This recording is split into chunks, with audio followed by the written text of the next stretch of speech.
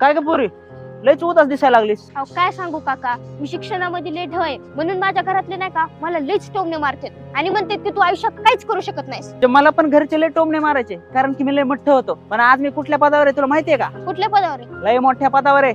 असं करता का तुम्ही? ती पोरग दिसते का तुला? हा. ते काय शोधायला माहितीये का? काय?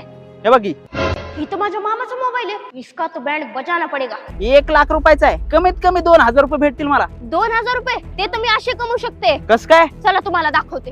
हा चल. अरे मामा, आली का परत तू इथं? तुला माहिती आहे इथं काय परिस्थिती झाली? ठीक आहे, डोकं नको खाऊ. तुझी परिस्थिती सुधारायला आले. काय करणार तू असं? तू एवढे दिवस मला मूर्ख भाची, नालायक भाची, बिनडोक भाची, न जाणे काय काय म्हणत होतास, पण आज मी तुझी मदत करणार आहे. काय करणार आहेस? तुझा मोबाईल चोरीला गेलाय ना? ह्याच्याकडे काढ मोबाईल. काढ की. होत आहे इथं माझा मोबाईल आहे. अरे थांब थांब, तुला ह्याच्या मारापासून वाचायचं असेल तर चल 5000 रुपये काढ.